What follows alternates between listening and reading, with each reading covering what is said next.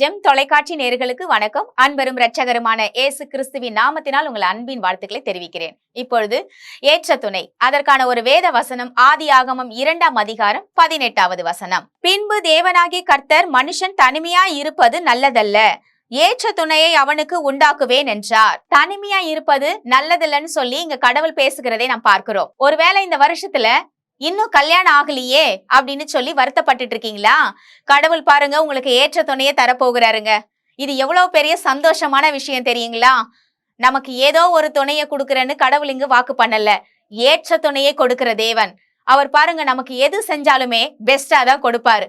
இன்னைக்கு அநேக பேருடைய திருமண வாழ்க்கையை பார்த்துட்டு நம்ம ஒரு முடிவு பண்ணிக்கிறோம், அவங்க இப்படி வாழ்றாங்க, இவங்க இப்படி வாழ்றாங்க, நமக்கு வரப்போகிற துணை எப்படிப்பட்ட துணை வரப்போதோன்னு சொல்லி அநேக பேருடைய இருதயத்துல பாருங்க ஒரு கவலை இருக்கு. இன்னைக்கு அந்த கவலைக்காக தான் என் தேவன் என்கிட்ட பேச சொன்னார். பாருங்க, அநேக பேருடைய வாழ்க்கையை பார்க்காதீங்க, தேவன் இந்த வேதத்துல என்ன எழுதியிருக்காரு அவர் சொல்றாரு பாருங்க, உனக்கு ஏற்ற துணையை நான் உண்டாக்குவேன். உங்களுக்கான வரன்கள், உங்களுக்கான பாருங்க துணைய தேவன் ஏற்கனவே உண்டாக்கிட்டாருங்க. நீங்க அதற்காக ஜெபித்தா போதும். தேவனே என்னுடைய விழா எலும்ப என்னிடத்தில் ஆண்டவரே கொண்டு வாங்கன்னு சொல்லி நீங்க ஜெபிக்கும் பொழுது தேவன் எந்த மூலையில இருந்தாலும் சரிங்க, அவர் கொண்டு வருவாருங்க. ஆவியானவருடைய உதவியை நாடும் பொழுது அது ஒருவேளை வெளிநாட்டிலேயே இருந்தாலும் சரி, உங்களோட மாப்பிள்ளை ஆகட்டும், உங்களுடைய பெண் ஆகட்டும், ஆண்டவர் உங்களுக்கான வரன்களை அவர் கொண்டு வருவார். இன்றைக்கு அநேக பேருடைய கவலை என்ன தெரியுங்களா? பிள்ளைகளுக்கு இன்னும் திருமணம் ஆகலைன்னு சொல்லி பெத்தவங்களுடைய கண்ணீர்கள்.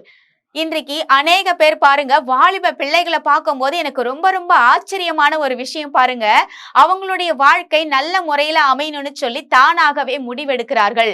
எப்படி எடுக்கிறாங்கன்னா, பெற்றவர்களுக்கு கீழ்ப்படிந்து நல்ல வரன்களுக்காக அவர்கள் காத்திருக்கிறார்கள்.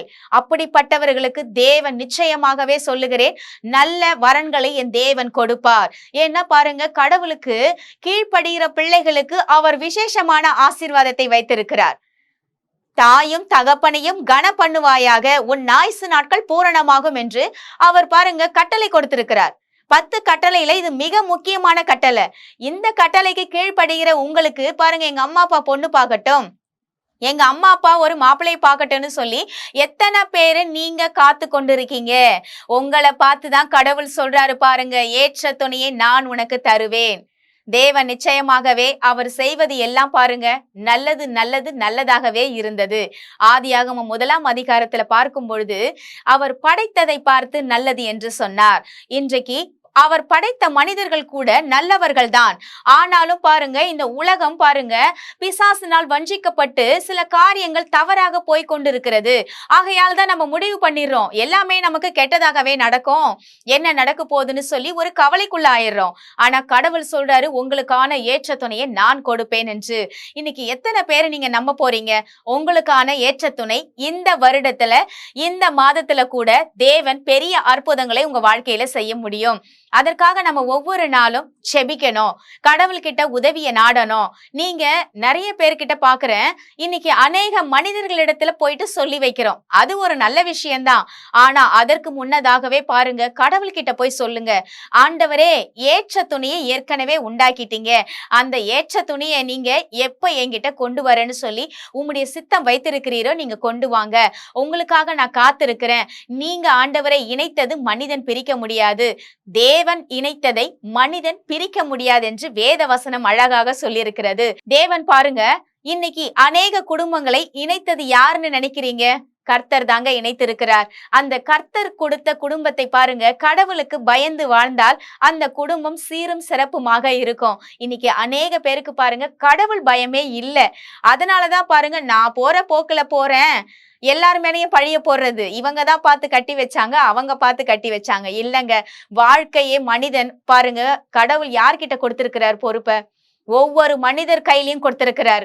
வாழ வேண்டியது நம்ம கையில தாங்க இருக்கு. அநேக பேர் பாருங்க மத்தவங்களை குறை சொல்லிக்கிட்டே வாழ்க்கையை கடத்திடுவாங்க. ஆனா தேவன் கொடுத்த வாழ்வை ஏற்ற துணையாக மாற்றுவது ஒரு ஆண்கள் கையில இருக்கு பாருங்க. அந்த குடும்பத்தை கட்டுகிற பொறுப்பு பெண்கள் கையில இருக்கு. ஒரு பெண்ணும் ஆணும் சேரும் பொழுது அந்த குடும்பமே பாருங்க சொர்க்கத்துல நிச்சயிக்கப்படுகிற ஒரு வாழ்க்கையாக மாறும். அநேக பேர் திருமணத்தை என்ன சொல்லுவாங்க? திருமணமே பாருங்க சொர்க்கத்துல நிச்சயிக்கப்படுகிறது. நிச்சயமான உண்மையான வார்த்தைங்க. ஏன்னா கடவுள் பாருங்க அவர் பேராதான் கண்டிப்பா உண்டாக்கி இருக்கிறாரு.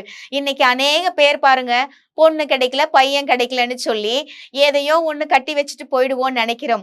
ஆனால் தேவன் பாருங்க உங்களுக்கான ஏற்ற துணையை கொடுக்க போகிறார். நிச்சயமாகவே சொல்லுகிறேன், இந்த வருடத்துல நீங்க ஒரு சாட்சியாக வாழ்வீர்கள். உங்களுக்கான வரன்கள், உங்களுக்கான ஆசீர்வாதங்கள் என் தேவன் நல்லதாகவே தருவார். அதற்காக நம்ம ஜெபிக்கலாமா? எங்கள் அன்பும் இரக்கமும் நிறைந்த நல்ல தகப்பனே, நாங்கள் உம் மண்டையில் வருகிறோம் சுவாமி. ஏற்ற துணையை குறித்து நாங்கள் பார்த்தோம். ஏற்ற துணை என்பது கர்த்தாவே ஆண்டவரே, நாங்கள் அநேக பொருத்தங்களை பார்க்கிறோம். ஆனாலும் என் தேவன் ஒவ்வொரு மனிதனையும் உண்டாக்கினது நேர். ஒவ்வொருவருடைய மனது எப்படியோ அப்படி அவர்களுக்கு பொருந்தத்தக்க வரன்களையும் ஆண்டவரே ஒவ்வொரு ஆண்டவரை துணைகளையும் என் தேவன் நீர் சேர்த்து நீர் இணைத்து அவர்களை திருமண வாழ்க்கையில கொண்டு போகும்படியாக ஒப்பு கொடுக்கிற சுவாமி. இன்னைக்கு அநேக பேர் வாலிப பிள்ளைகளுக்கு ஒரே கவலை, எனக்கு எப்படி திருமணம் ஆகும், எந்த மாதிரி வரன்கள் வரும், என் வாழ்க்கை என்ன ஆக போகிறது என்று ஒரு கேள்விக்குறியான வாழ்க்கையில இருக்கிறது சுவாமி. அப்படிப்பட்டவர்களுக்காக நாங்கள் செபிக்கிற சுவாமி. அவருடைய வாழ்க்கைக்கான தேவைகளை என் தேவன் நீர் சந்திக்கும்படியாக உம்முடைய கரத்தை அவர்கள் மீது ஆண்டவரை தொடும்படியாக உம்முடைய ஆண்டவரே ஆசீர்வாதம் என் தேவன் அந்த பிள்ளைகளுக்கு வைக்கும்படியாக தேவன் ஆண்டவரே நீர் பெரிய காரியங்களை செய்யும்படியாக உம்முடைய கரத்துல நாங்கள் ஒப்பு கொடுத்து வேண்டிக் கொள்ளுகிறோம். ஜீவனுள்ள நல்ல தகப்பனே, ஆமேன். கர்த்தர் நம் அனைவரையும் ஆசீர்வதிப்பாராக. God bless you.